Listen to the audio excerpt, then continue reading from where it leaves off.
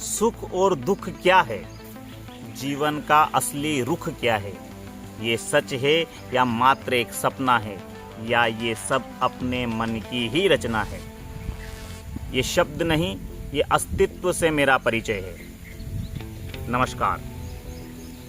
दृष्टि और दृष्टिकोण का ही ये खेल सारा है। आंखें खोल के देख, ये सब झूठा पसारा है। दृष्टि ही है जो दुख को जानती है, दृष्टि ही है जो सुख को पहचानती है।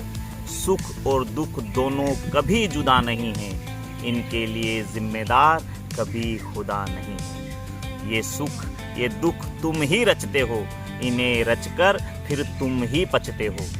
सुख और दुख वास्तविक कभी नहीं है, खुश मत हो अभी, ये दुख अभी नहीं है। सुख है तो दुख आने ही वाला है, दुख है तो सुख भी आने ही वाला है। ये सुख और दुख कुछ नहीं, मात्र तेरी ही मनस्थिति है। तू जब तक मन का दास बना हुआ है, ये तभी तक की स्थिति है। जिस क्षण तूने स्वत्व को जान लिया, जिस क्षण तूने स्वयं को पहचान लिया, तू स्वयं मन का स्वामी हो जाएगा।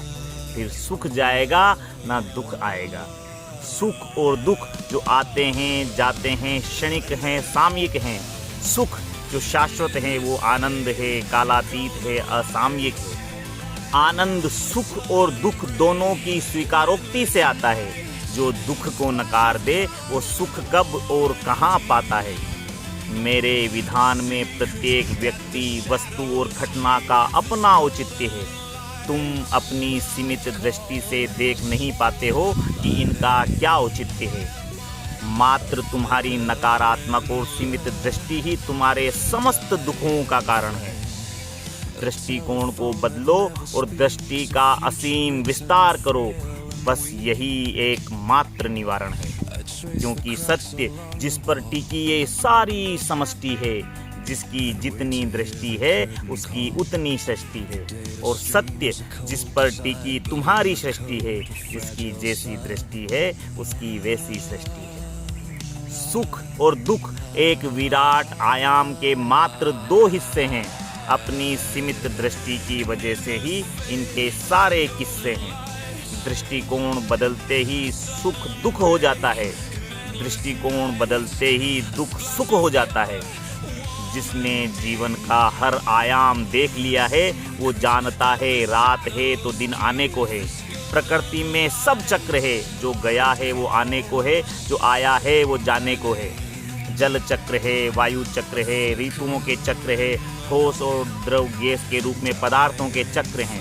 सूक्ष्म जीवों से लेकर स्तनपायी जीवों तक के जीवन चक्र हैं। जन्म मरण द्वारा प्रकृति में जीवात्माओं के आवागमन चक्र हैं। ये प्राकृतिक चक्रों का चक्कर जिसको समझ आ जाता है, उसको जीवन का अर्थ और जीवन का मूल्य समझ आ जाता है।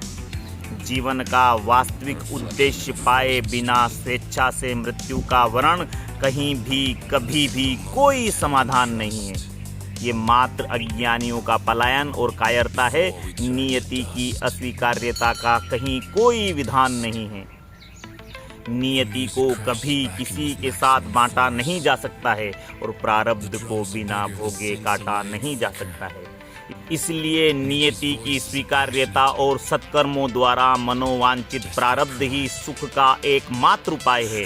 जो सुख और दुख दोनों को निर्लिप्त भाव से स्वीकार ले, वो जानता है परमानंद ही परम सत्ता का न्याय है।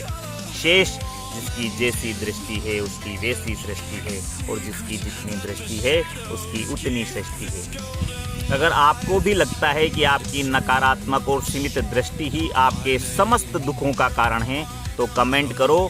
मैं अपनी दृष्टि बदलता हूँ और उसका असीम विस्तार करता हूँ। साथ ही like, share and subscribe our channel. सप्रेम साभार साधुवाद।